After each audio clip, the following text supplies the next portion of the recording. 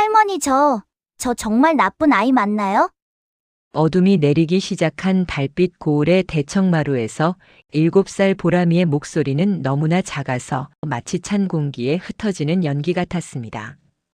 아이는 고개를 숙인 채 할머니의 무명 한복 치마 폭만을 꽉 움켜쥐고 있었습니다. 그 작은 손에 실린 힘은 아이가 짊어진 공포의 무게를 고스란히 전하고 있었습니다. 김영숙 할머니는 손녀의 떨리는 어깨를 보며 가슴이 철렁 내려앉는 것을 느꼈습니다.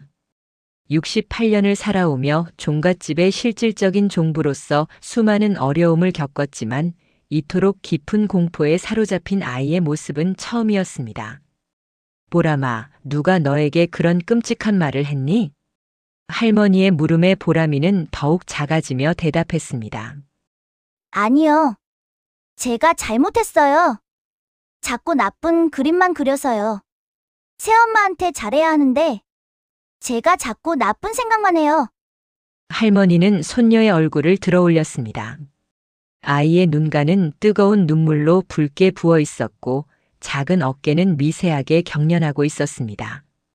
보람이는 종갓집의 규율 속에서 자라 말수가 적고 늘 조신했으나 이 정도의 극심한 공포와 죄책감은 처음 보는 모습이었습니다. 보람아, 새엄마가 보람이를 미워하니? 아니에요. 그럼 삼촌이 보람이를 기분 나쁘게 해? 보람이의 작은 입술이 떨렸지만 굳게 담은 입에서는 그 어떤 말도 나오지 않았습니다. 아이는 그저 할머니의 치마폭 속으로 더 깊이 얼굴을 파묻었을 뿐이었습니다. 할머니는 직감적으로 알 수 있었습니다. 분명 이 집안에 끔찍한 일들이 일어나고 있다는 것을. 보람이를 이렇게 공포로 몰고 있는 것이 무엇인지 파헤쳐야만 했습니다. 해질녘 고즈넉한 달빛 고을의 전통 한옥들은 황혼의 붉은빛 대신 차가운 그림자를 머금고 있었습니다. 이곳은 사대부 집안의 엄격한 법도와 전통을 대대로 이어온 유서 깊은 종갓집이었습니다. 할머니는 삐걱거리는 대청마루에 앉아 마치 집안의 모든 세월을 짊어진 듯 깊은 한숨을 내쉬었습니다. 할머니의 눈빛은 무언가를 찾아 헤매는 듯 불안정했습니다. 보람이는 재혼한 아빠 김준혁의 아파트에서 돌아온 참이었습니다. 재혼 전까지 할머니와 단둘이 이 고풍스러운 한옥에서 살았으나 아빠가 새어머니 오민서 씨와 결혼한 지 한 달 만에 아이는 완전히 다른 사람이 되어버렸습니다. 생기 넘치던 눈동자는 빛을 잃었고 늘 그림을 그리던 작은 손은 불안하게 떨리기 일쑤였습니다. 할머니는 4년 전 보람이의 친어머니이자 맏며느리였던 윤채린 씨를 병으로 잃은 후 오직 보람이 하나만을 삶의 이유로 삼아왔습니다. 아들 준혁이 보람이에게 어머니의 빈자리를 채워줄 좋은 새어머니라며 오민서 씨를 데려왔을 때 할머니는 이 종갓집에 다시 희망과 온기가 돌 것을 간절히 기대했었습니다. 하지만 돌아온 것은 보람이의 영혼에 드리워진 깊은 그림자뿐이었습니다. 할머니의 마음속에는 의심과 불안, 그리고 죄책감이 뒤섞여 소용돌이쳤습니다. 도대체 저 도심의 아파트에서 무슨 일이 벌어지는 것일까? 정녕 새 며느리라는 여인이 저 아이에게 모질게 구는 것일까? 아니면 아들 준혁이 종갓집 종손으로서 아이를 너무 엄하게 훈육하는 것인가? 종갓집의 명예와 체면 때문에 아들의 재혼을 서둘렀던 자신의 결정이 혹시 이 작은 아이에게 고통을 안겨준 것은 아닌지 할머니는 밤마다 잠을 이루지 못했습니다. 보람이의 작은 목소리, 나쁜 아이라는 말이 할머니의 귓가에서 떠나지 않았습니다. 며칠 후 할머니는 직접 아들의 새 보금자리를 방문하기로 결심했습니다. 도심 외곽의 신축 아파트는 종갓집과는 완전히 다른 낯설고 이질적인 공간이었습니다. 할머니는 익숙하지 않은 현관 앞에서 초인종을 눌렀습니다. 문을 연 민서 씨는 당황한 기색을 감추지 못했습니다. 어머님, 어쩐 일이세요? 미리 연락이라도 주시지 않고요. 그녀의 얼굴에는 미소 대신 긴장감이 감돌았습니다. 거실 한 구석에 앉아 그림 도구를 만지작거리던 보람이는 할머니를 보자마자 달려오려 했지만 이내 눈동자가 불안하게 흔들리더니 소파 뒤로 숨으려 했습니다. 반가움과 동시에 무언가에 대한 극도의 두려움이 아이의 행동을 지배하고 있었습니다. 바로 그때 현관문이 비밀번호를 누르는 소리와 함께 요란하게 열렸습니다. 삐삐 찰칵. 기계음은 전통 한옥의 고요함에 익숙한 할머니에게는 매우 거슬리는 소음이었습니다. 젊은 남자 한 명이 편의점 봉투를 들고 들어섰습니다. 오민서 씨의 남동생 오준우 씨였습니다. 그는 편안한 모습으로 실내화를 신으며 말했습니다. 누나 나왔어. 보람이 주려고 좋아하는 호두과자랑 딸기 우유 사왔지. 준우 씨는 익숙하게 실내화를 신고 들어섰고 시선은 곧바로 보람이에게 향했습니다. 할머니는 순간적으로 불쾌함과 불편함을 동시에 느꼈습니다. 종갓집에 출가한 며느리 집의 처남이 비밀번호를 알고 이렇게 아무 때나 드나드는 것이 과연 옳은 법도인가? 이것은 집안의 사생활 침해가 아닌가? 할머니의 마음속에 폐쇄적이고 엄격한 종갓집의 규율이 심어놓은 의심의 틀이 작동하기 시작했습니다. 더욱 할머니의 의심을 키운 것은 보람이의 반응이었습니다. 보람이는 준우 씨가 자신에게 다가오자 들고 있던 그림 도구를 꽉 쥐고 재빨리 할머니 뒤로 몸을 숨겼습니다. 아이의 작은 몸은 마치 사냥감을 피하는 새끼 동물처럼 움츠러들었습니다. 보람아, 삼촌이 좋아하는 거 사왔는데. 왜 삼촌한테는 안 와? 준우 씨는 애써 미소를 지었지만 그 미소는 어색하게 굳어 있었습니다. 보람이는 할머니의 치마에 얼굴을 파묻은 채 완강하게 고개를 저었습니다. 할머니는 마침 퇴근한 아들 준혁 씨에게 단도직입적으로 물었습니다. 준혁아, 내 처남이 내 집에 이리 자주 드나드는 것이냐? 그것도 비밀번호까지 알고 말이다. 종갓집 며느리 집안에 채통이 있지, 이는 도리가 아니다. 아들 준혁 씨는 얼굴에 피곤한 기색을 드러내며 대답했습니다. 어머니, 준우는 프리랜서라 시간이 자유롭습니다. 그리고 보람이가 얼마나 예쁘다고요. 가족끼리 오가는데 이런 현대 사회에서 무슨 법도 운운하십니까? 아들은 할머니의 말을 가볍게 무시하듯 했습니다. 하지만 할머니는 납득할 수 없었습니다. 보람이는 저 청년을 무서워하고 있는데 왜 저 청년은 보람이의 하원 시간에 맞춰 매일 오는 것일까? 마치 무언가를 노리는 것처럼. 할머니의 의심은 강한 독을 품고 오준우 씨에게 향했습니다. 며칠 동안 할머니는 아들 집 주변을 몰래 관찰했습니다. 달빛 고을의 종부라는 신분을 숨기고 낡은 모자와 마스크를 쓴 채 아파트 단지 근처 벤치에 앉아 시간을 기록했습니다.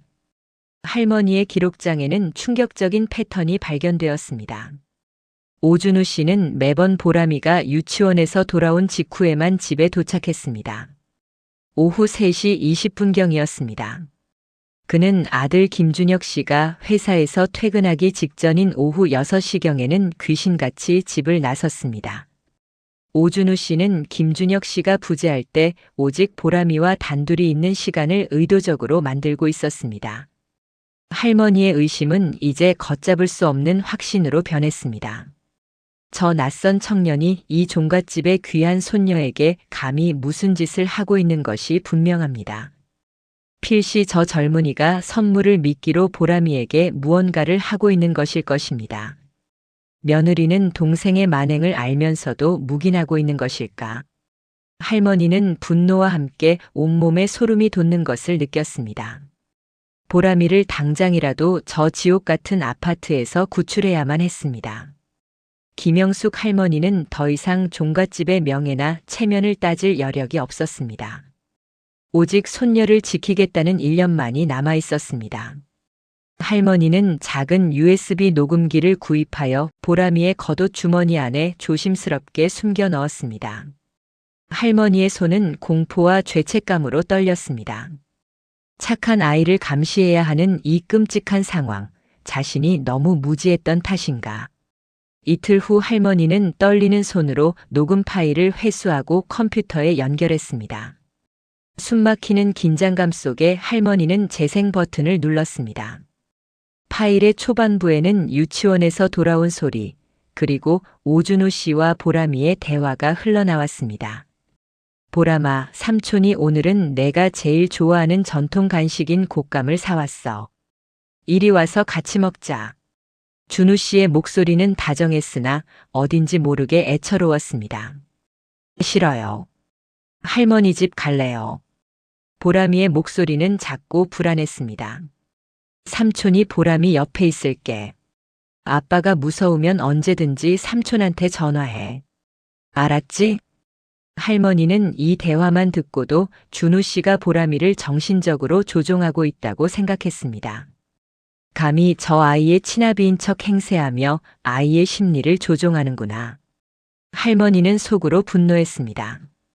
컴퓨터 앞에서 숨막히는 긴장감 속에 녹음 파일은 계속되었습니다. 오준우 씨가 집을 나선 후 아들 김준혁 씨가 퇴근하여 들어오는 소리가 들렸습니다. 철컥하고 현관문이 잠기는 소리가 마치 누군가를 가두는 쇠창살 소리처럼 할머니의 귓가에 울렸습니다. 보람아, 방에 있었지. 오늘 내가 또 미술 시간에 엉뚱한 것을 그렸다고 유치원에서 연락이 왔더구나. 준혁 씨의 목소리는 평소 할머니 앞에서 보여주던 차분하고 이성적인 종손의 목소리였습니다. 하지만 그 아래에는 언제 터질지 모르는 시한폭탄 같은 팽팽한 긴장감이 감돌았습니다. 할머니는 녹음기에서 들려오는 아들의 발소리가 보람이가 있는 방으로 향하는 것을 느꼈습니다. 그리고 이어진 정적, 아마도 준혁 씨가 아이가 그린 그림을 보고 있는 순간이었을 것입니다. 그리고 잠시 후 준혁 씨의 목소리는 순식간에 차갑고 잔인하게 변했습니다. 그 목소리는 마치 얼음 송곳처럼 할머니의 고막을 꿰뚫었습니다. 내가 그린 그림에 왜 하늘에 있는 내 생모만 그렸니? 새어머니는 가족이 아니더냐? 이 집안의 법도를 모르는 거야? 준혁 씨의 목소리에는 종갓집 종손으로서의 체면과 법도를 아이에게 강요하는 듯한 광기가 서려 있었습니다. 녹음기에서 흐윽하고 터져나오는 보람이의 작은 울음소리가 할머니의 귓속을 파고들었습니다. 아이는 이미 아빠의 분노를 예측하고 숨죽여 울고 있는 듯 했습니다. 아니면 내가 새어머니를 싫어하는 것이냐? 내가 이렇게 버릇없이 굴면 새어머니가 얼마나 마음 아파하실지 생각 안 해봤니? 준혁 씨는 보람이의 죄책감을 자극하며 자신의 분노를 합리화하고 있었습니다. 보람이의 작은 목소리가 애써 말을 이었습니다. 아니요. 아빠. 그게 아니고. 엄마가 보고 싶어서. 그냥 엄마만 그렸어요. 아이의 목소리는 너무나 가늘고 떨려서 당장에라도 끊어질 것 같았습니다. 보고 싶어? 내가 내 생모를 보고 싶어 할 자격이 있니? 준혁 씨는 분노에 찬 목소리로 일갈했습니다. 그의 분노는 절정을 향해 치달았습니다. 너 때문에 친엄마가 돌아가셨다는 것을 아직도 모르니? 내가 태어나지 않았더라면 그 모든 괴로움도 없었을 것이다. 할머니는 컴퓨터 앞에서 경악하여 두 손으로 입을 막았습니다. 아들의 목소리에서 느껴지는 증오와 비난의 화살은 겨우 7살짜리 아이에게 평생 짊어지게 할 만큼 무거운 원죄를 덮어 씌우고 있었습니다. 내 아들이 자신의 딸에게 저토록 끔찍한 말을 하다니. 할머니의 심장은 멈추는 듯한 충격과 동시에 마치 칼로 난도질당하는 듯한 격심한 고통에 몸부림쳤습니다. 내가 이 종갓집에 불행을 가져온 흉물과 같다. 내가 태어난 그날부터 우리 집안은 우환에 시달렸어. 너는 태어나지 말았어야 했다. 흉물이라니. 감히 자신의 딸에게 흉물이라니. 할머니는 자신도 모르게 안 돼 하고 소리쳤지만 녹음기는 이미 멈출 수 없는 지옥의 소리를 담아내고 있었습니다. 녹음 파일에는 보람이의 흐느끼는 울음소리가 더욱 격렬하게 이어졌고 준혁 씨는 더욱 매몰차게 아이의 영혼을 짓밟았습니다. 그는 마치 고통에 몸부림치는 아이에게서 쾌감을 느끼는 것처럼 잔인하게 몰아붙였습니다. 너는 나쁜 계집아이, 불행을 부르는 아이라는 것을 잊지 마. 그러니 내 새어머니한테 잘해야 해. 내 존재 자체가 죄라는 것을 잊지 마라.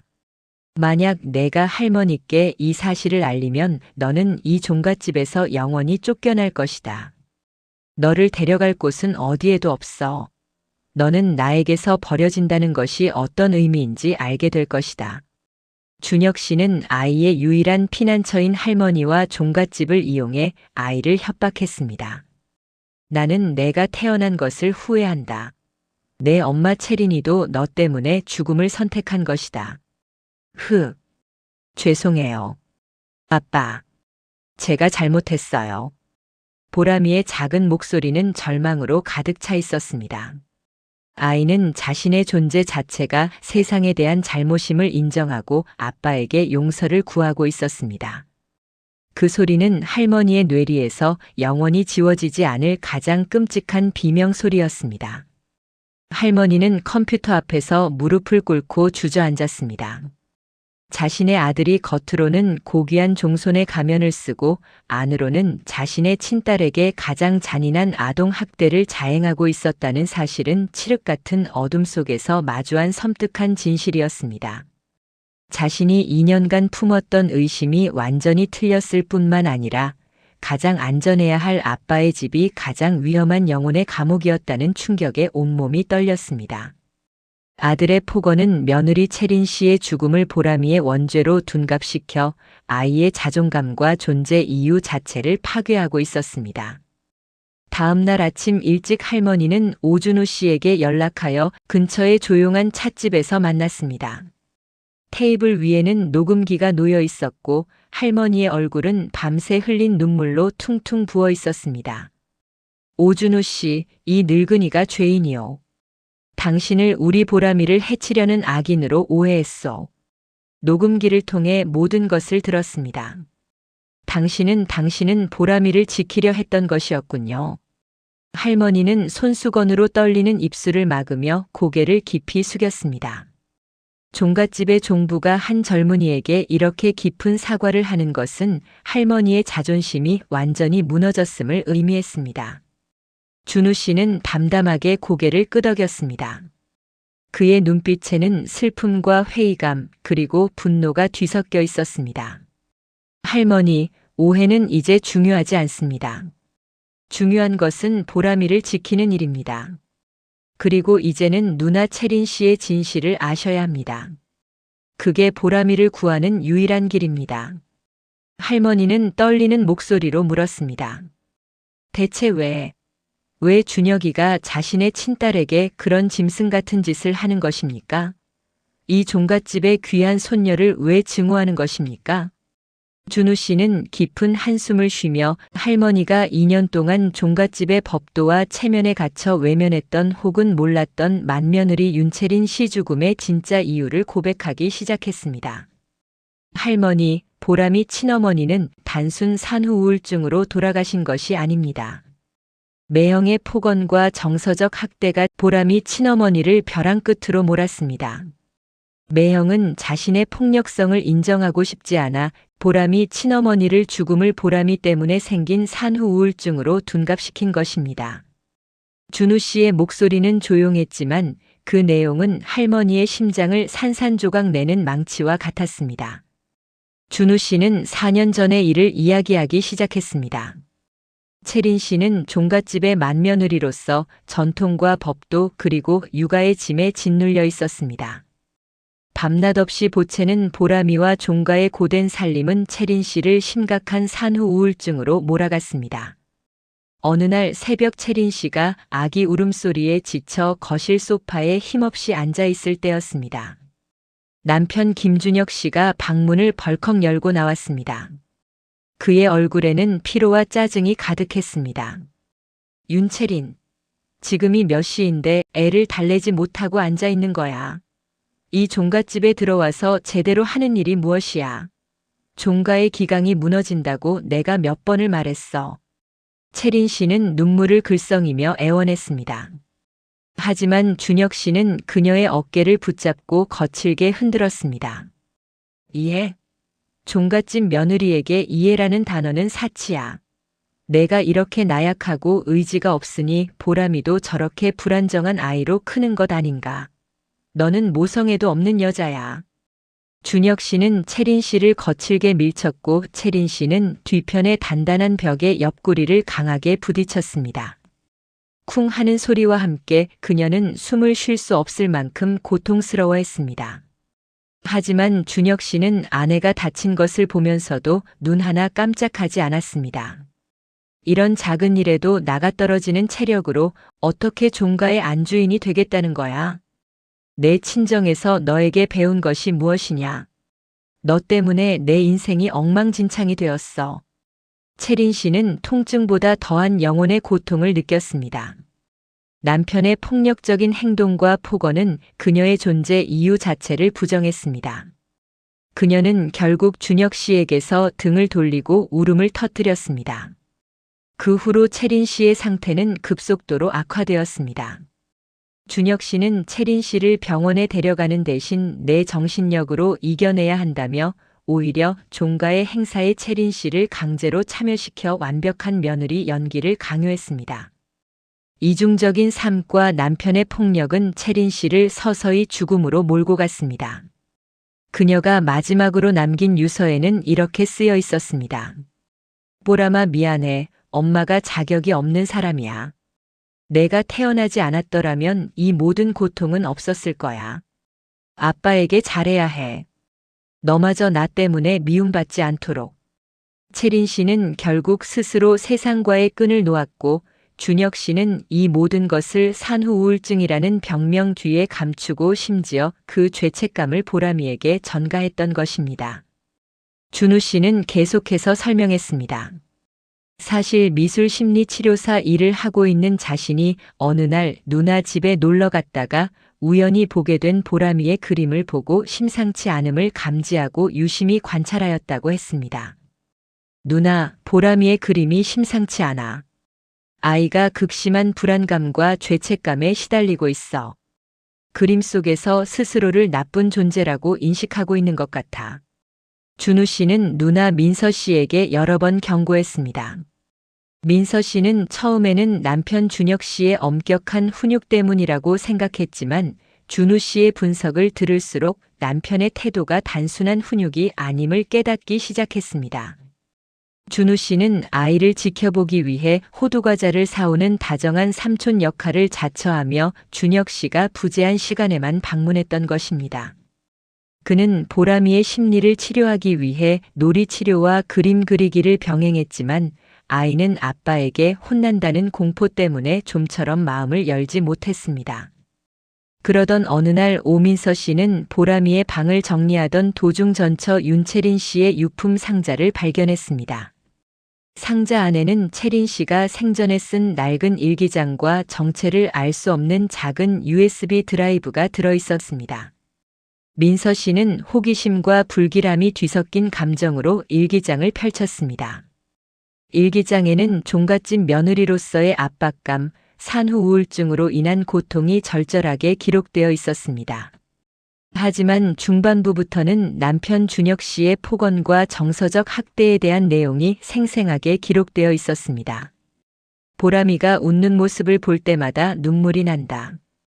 내가 죽으면 보람이는 자유로워질까? 준혁 씨의 분노는 나날이 심해져만 간다. 폭력이 가해질 때마다 너무 두려워 소리조차 낼 수 없다. 나는 이 폭력의 굴레를 끊어낼 힘이 없다. 민서 씨는 경악하여 일기장을 덮었습니다. 그리고 곧바로 USB 드라이브를 컴퓨터에 연결했습니다. USB 안에는 채린 씨가 스스로 찍어둔 것으로 보이는 멍자국 사진과 준혁 씨의 폭언이 담긴 짧은 녹음 파일들이 있었습니다. 채린 씨는 죽기 직전 이 끔찍한 진실을 세상에 알리기 위해 증거를 모아두었던 것입니다. 민서 씨는 자신이 겪고 있는 폭력이 전처에게도 반복되었다는 사실에 공포에 질렸습니다. 자신이 보람이처럼 그리고 채린 씨처럼 이 집안의 희생양이 될 수 있다는 생각에 그녀는 곧장 동생 준우 씨에게 연락하였고 민서 씨와 준우 씨는 이 문제를 해결해 나가기 위해 온 힘을 다해 노력하고 있었던 것이었습니다. 준우 씨의 모든 이야기가 절절하게 끝났을 때 찻집에는 무거운 정적만이 흘렀습니다. 할머니는 이미 찻잔을 쥐고 있던 손을 놓아버린 상태였고 찻잔이 테이블 위에서 요란한 소리를 내며 넘어졌습니다. 오준우 씨, 내 며느리가 그런 고통을 겪고 있었다니. 내가 종부라는 이름으로 그 아이의 고통을 외면하고 아들의 위선만 믿었단 말인가. 할머니의 얼굴은 백지장처럼 창백해졌습니다. 4년 전 맏며느리가 세상을 떠났을 때 산후우울증이라는 단어 뒤에 숨어 아들의 얼굴을 확인하려 하지 않았던 자신의 나태함과 죄책감이 할머니의 온몸을 짓눌렀습니다. 며느리가 남편에게 당했던 폭행들의 육체적 고통 그리고 남편에게 존재 자체를 부정당하며 느꼈을 영혼의 고통이 할머니의 눈앞에 선명하게 그려졌습니다. 준우 씨는 눈물을 애써 참으며 할머니께 호소했습니다. 할머니, 매형은 자신의 죄를 숨기기 위해 보람이 친어머니의 죽음을 보람이의 탓으로 돌리고 있습니다. 보람이는 매일 내가 나쁜 아이라고 생각하며 살고 있어요.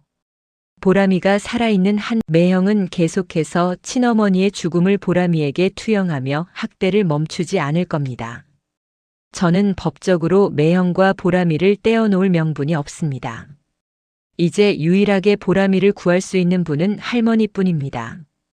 부디 종손의 명예가 아니라 보람이와 친어머니의 영혼을 구원해 주십시오. 할머니는 떨리는 손으로 준우 씨의 손을 잡았습니다. 알겠소. 이 늙은이가 이제야 눈을 떴소. 내 아들이 종손이라는 가면 뒤에 숨어 괴물이 되었다는 것을 깨달았소. 보람이는 이 종갓집의 귀한 생명이다. 내 손으로 내 아들을 단죄할 것이오. 할머니의 눈빛은 더 이상 망설이지 않았습니다. 그것은 종갓집의 엄격한 종부로서 내리는 단호한 결단이자 뒤늦게 깨달은 어머니의 회한이었습니다. 찻집에서 돌아온 할머니 김영숙 씨는 더 이상 망설이지 않았습니다. 종갓집의 명예보다 한 아이의 생명과 며느리들의 영혼을 구하는 것이야말로 진정한 종부의 책무임을 깨달았습니다. 할머니는 가장 먼저 새 며느리 오민서 씨에게 연락했습니다. 민서 씨는 잔뜩 겁에 질려 있었습니다. 남편 김준혁의 폭언과 학대가 점점 더 심해지고 있었기 때문입니다. 어머님, 저도 이 결혼을 끝내고 싶습니다. 하지만 준혁 씨가 절 가만두지 않을 것 같아요. 민서 씨는 흐느끼며 말했습니다. 할머니는 단호하게 말씀했습니다. 민서야, 내가 겪는 고통이 얼마나 깊은지 이제야 이 늙은이가 알았다.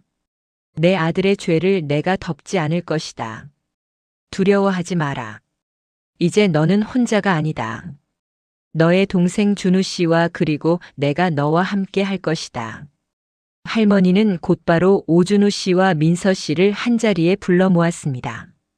이 셋은 이제 김준혁의 추악한 진실을 세상에 드러낼 비밀스러운 동맹체가 되었습니다. 준우 씨, 민서야. 내가 어제 들은 녹음 파일에는 준혁이의 폭언만이 담겨 있었다. 법정에서 강력하게 아동 학대와 가정 폭력을 입증하려면 결정적인 증거가 필요하다. 준혁이가 민서에게 행하는 폭력 상황, 폭언, 그리고 보람이에게 가하는 학대 상황을 최대한 자세하고 은밀하게 확보해야 한다. 민서 씨는 고개를 떨구었습니다. 어머님, 사실 어제도 준혁 씨가 저에게 손을 댔습니다. 보람이를 너무 엄하게 다루는 것 같아 제가 잠깐 감쌌더니 할머니는 민서 씨의 말을 듣고 준혁 씨가 민서 씨에게 행한 폭행 상황을 자세히 물었습니다. 민서 씨는 눈물을 닦으며 며칠 전 밤에 벌어진 일을 상세히 털어놓았습니다. 그날 저녁 김준혁 씨가 회사에서 돌아오자마자 보람이의 유치원 일기를 발견했습니다. 보람이가 일기에 준우 삼촌이랑 그린 그림이 제일 좋아요. 아빠랑 있는 건 무서워요라고 적은 것이었습니다. 준혁 씨는 이성을 잃고 소리쳤습니다. 보람이는 울음을 터뜨리며 방 구석으로 몸을 숨겼습니다. 민서 씨는 그 모습을 보고 더 이상 참을 수 없었습니다. 여보, 보람이에게 왜 그러세요? 아이가 무서워하잖아요. 그리고 제 동생은 그냥 조카를 아끼는 마음으로 온 것뿐이에요. 민서 씨가 준혁 씨 앞을 가로막았습니다. 준혁 씨는 끓어오르는 분노를 주체하지 못하고 민서 씨에게 역정을 냈습니다. 내 동생, 내 가족들이 이 집안을 기만하고 있다는 것을 모르겠나? 이 집안의 기강이 무너지는 건 모두 너와 내 가족 탓이야. 저는 그런 의도가 아니었어요. 그리고 당신이 보람이에게 하시는 행동은 훈육이 아니에요. 학대예요, 여보. 민서 씨는 용기를 내어 학대라는 단어를 입에 담았습니다. 학대라는 단어가 준혁 씨의 귀에 꽂히자 그의 눈빛은 순식간에 차갑고 섬뜩하게 변했습니다. 학대? 내가 감히 종손인 나에게 그 단어를 사용해? 내 친정이 너에게 가르친 것이 이런 무례한 뿐이더냐? 준혁 씨는 분노에 가득 차 민서 씨의 뺨을 세차게 후려쳤습니다. 짝! 이 순간의 충격은 민서 씨의 정신을 혼미하게 만들었습니다. 그녀는 비틀거리며 넘어졌습니다. 준혁 씨는 쓰러진 민서 씨에게 다가가 그녀의 턱을 억세게 잡고 눈을 맞추었습니다. 명심하게. 이 집안의 법도는 내가 세우는 것이다. 내 동생이 다시 이 집에 얼쩡거리거나 내가 내 훈육에 토를 달면 너도 내 동생도 이 집안에서 영원히 발을 못 붙일 것이다. 보람이는 방 구석에서 두 손으로 입을 막은 채 아빠가 새엄마에게 폭력을 가하는 끔찍한 장면을 보며 몸을 떨었습니다. 아이의 눈동자는 공포로 가득 차 이미 영혼이 마비된 듯 했습니다. 민서 씨의 고백을 들은 할머니는 깊은 슬픔과 분노로 눈을 감았습니다. 내 아들이 내 맏며느리에게 행했던 폭력을 다시 새 며느리에게 반복하고 있구나. 민서야, 미안하다. 내가 겪은 고통을 내가 너무 늦게 알았다. 이제는 우리가 역습할 차례다. 증거를 모아야 한다. 보람이의 안전을 위해 그리고 너의 자유를 위해. 할머니는 준우 씨에게 고급 초소형 녹음 장치와 카메라를 준비할 것을 지시했습니다. 오준우 씨는 민서 씨를 돕기 위해 다시 다정한 처남 연기를 시작했습니다. 그는 보람이가 유치원에서 돌아온 후 아이와 함께 있는 시간에 녹음기를 켜두었습니다.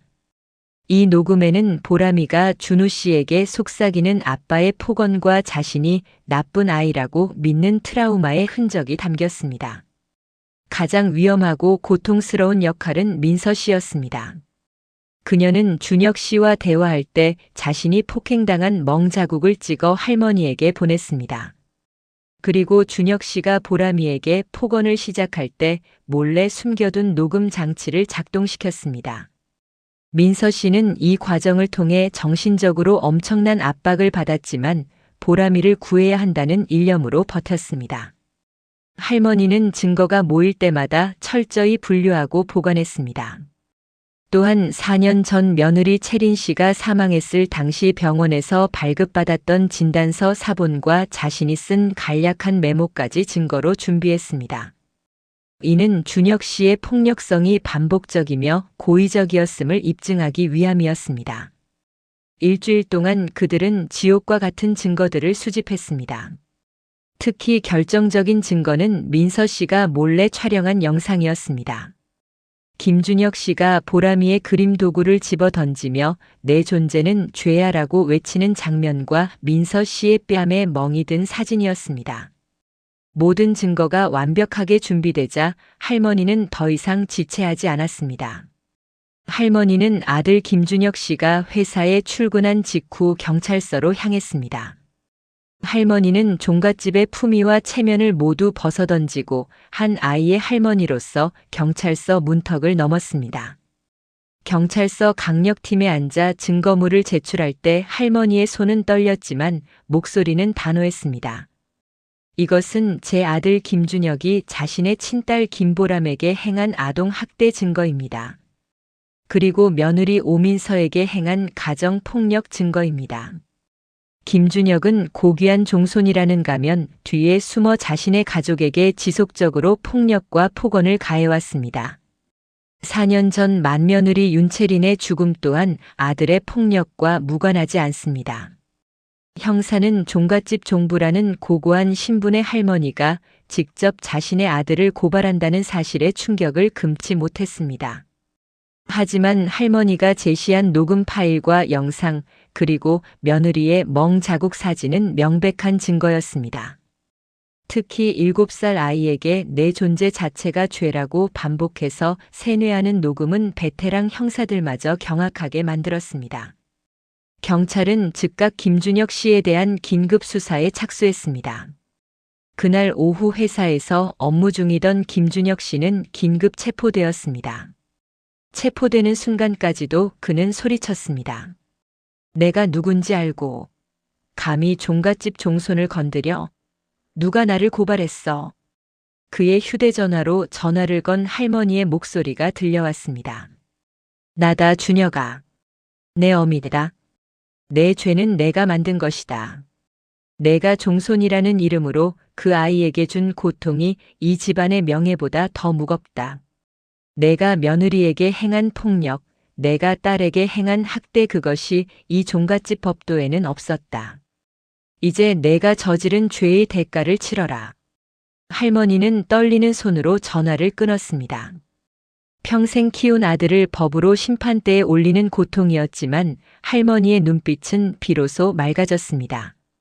그녀는 종갓집의 명예를 지키기 위해 아들을 고발한 것이 아니라 무너진 정의와 파괴된 생명을 바로 세우는 마지막 어머니의 도리를 다한 것이었습니다. 김준혁 씨가 체포된 후 사건은 빠르게 진행되었습니다. 경찰 조사 과정에서 준혁 씨는 처음에는 모든 혐의를 부인했습니다. 그는 자신이 종손으로서 정당한 가정 교육을 했을 뿐이며 며느리와 딸이 오해하고 있다고 주장했습니다.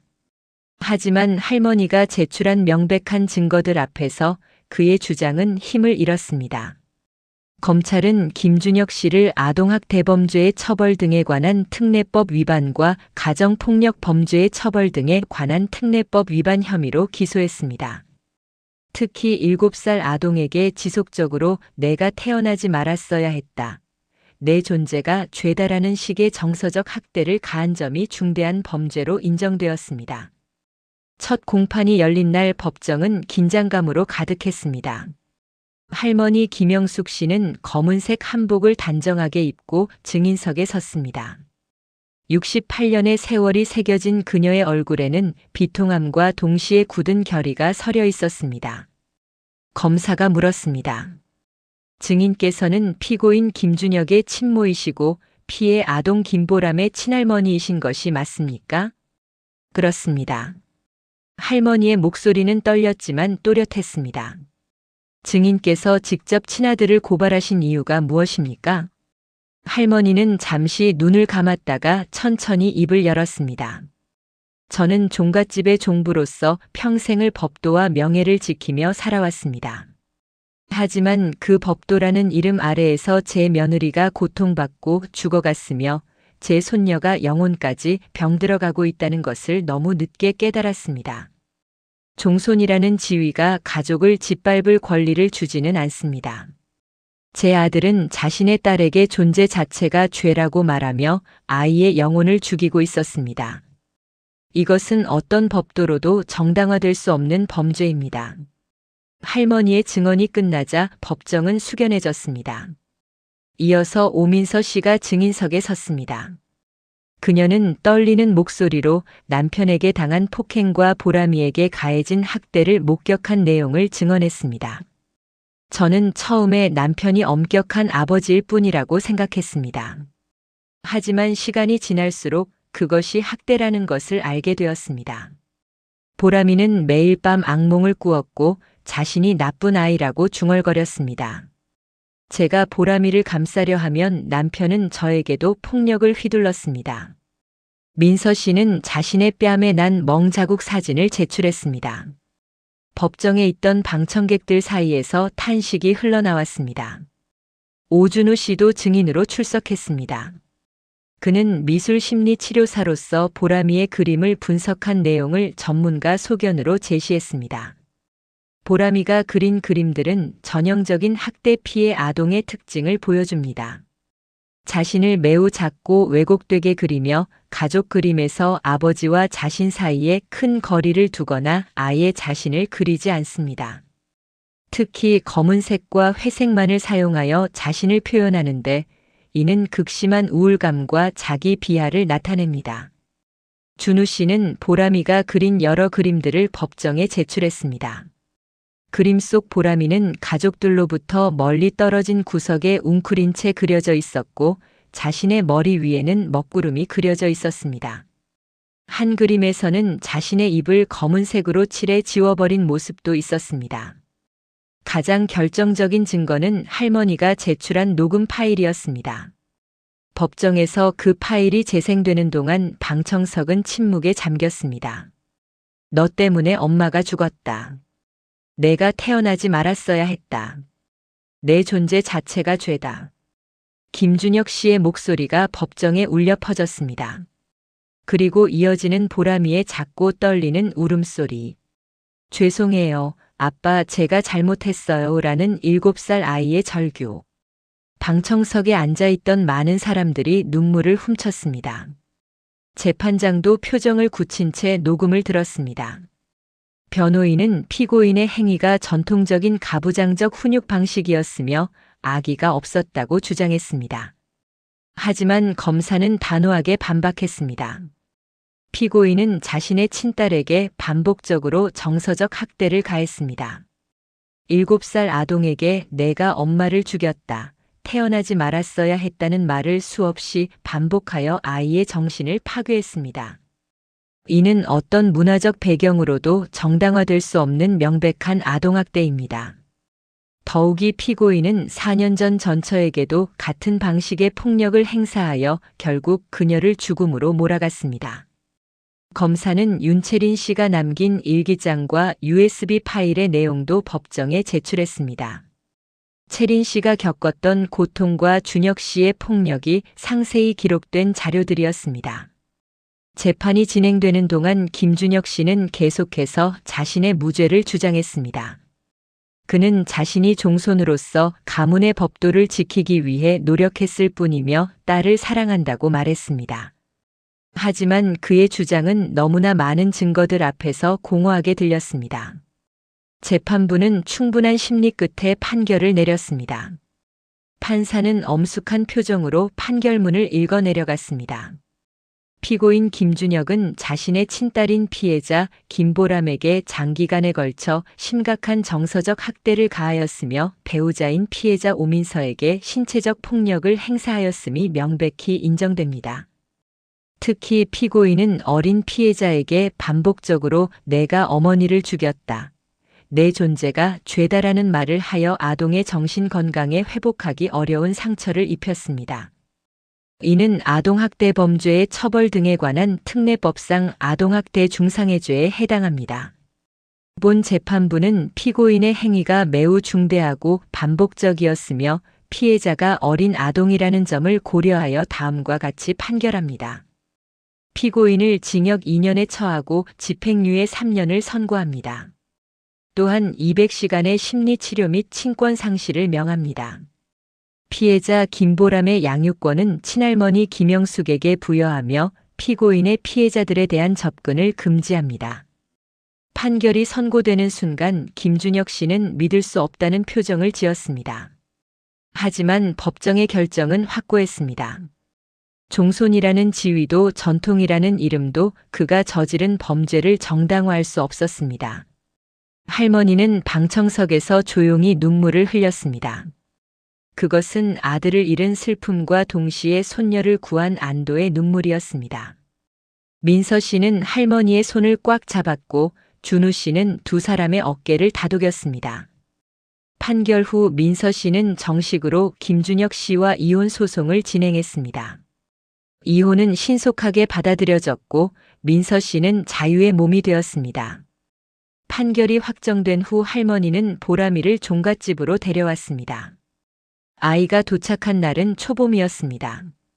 달빛 고을의 한옥마당에는 매화꽃이 피어나기 시작하고 있었습니다. 보람이는 처음에는 여전히 불안해했습니다. 아이는 할머니의 치마폭을 놓지 않으려 했고 밤이면 악몽에 시달렸습니다. 자다가 벌떡 일어나 나쁜 아이 제가 잘못했어요 라고 중얼거리는 날들이 계속되었습니다. 할머니는 보람이를 품에 안고 밤새 아이의 등을 쓰다듬어 주었습니다. 보람아, 괜찮아. 할머니가 여기 있어.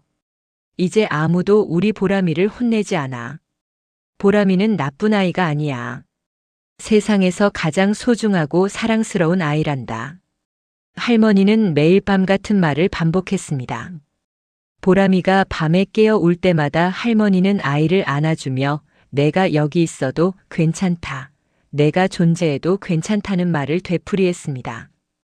오준우 씨는 일주일에 3번씩 종갓집을 찾아와 보람이와 시간을 보냈습니다. 그는 전문적인 미술 심리 치료사로서 보람이에게 놀이 치료와 그림 치료를 병행했습니다. 처음에 보람이는 그림을 그리는 것조차 두려워했습니다. 그림을 그리면 아빠에게 혼날 것이라는 공포가 여전히 남아있었기 때문입니다. 하지만 준우 씨는 인내심을 가지고 아이를 기다렸습니다. 보람아, 여기서는 내가 무엇을 그려도 괜찮아.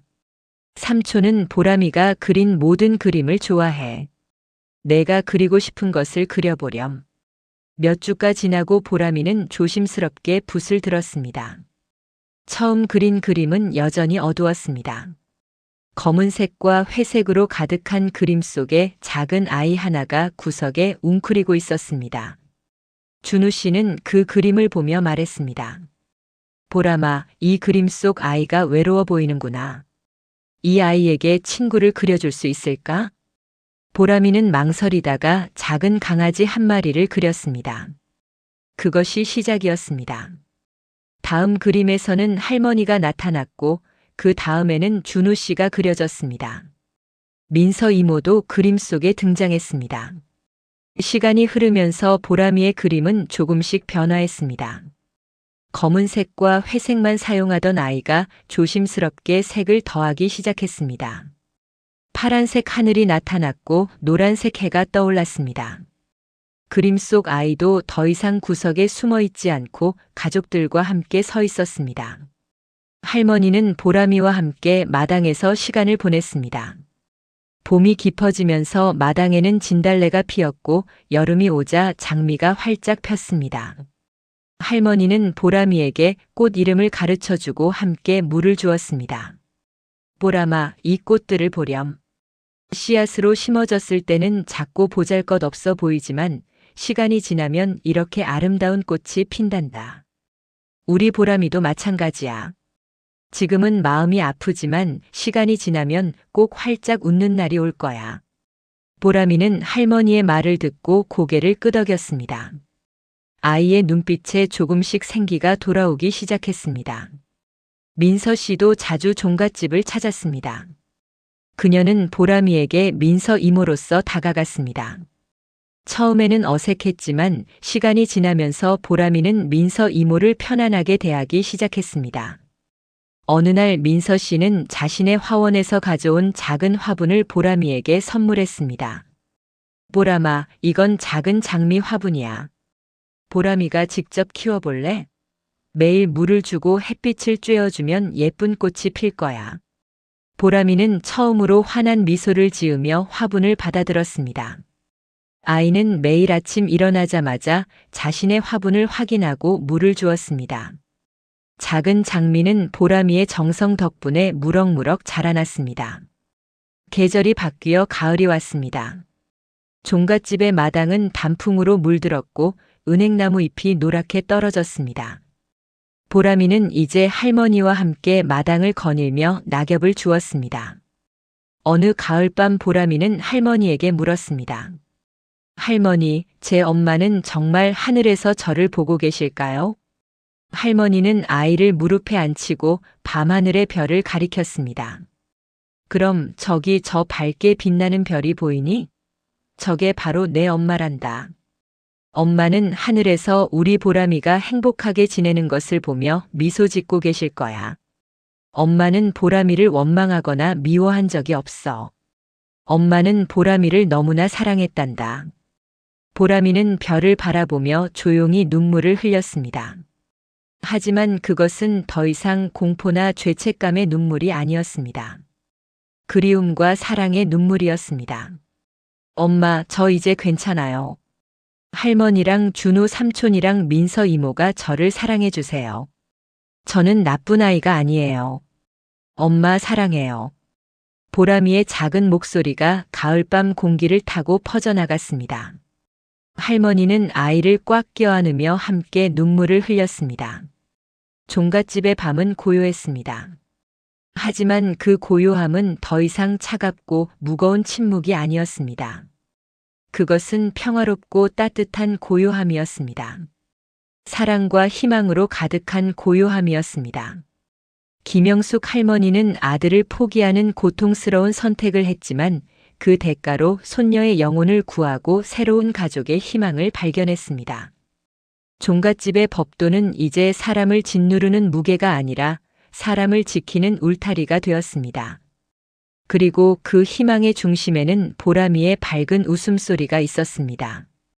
달빛 고을의 종갓집에서 새로운 이야기가 시작되고 있었습니다. 그것은 사랑과 용기와 치유의 이야기였습니다. 그리고 무엇보다 한 아이가 다시 웃음을 찾은 이야기였습니다.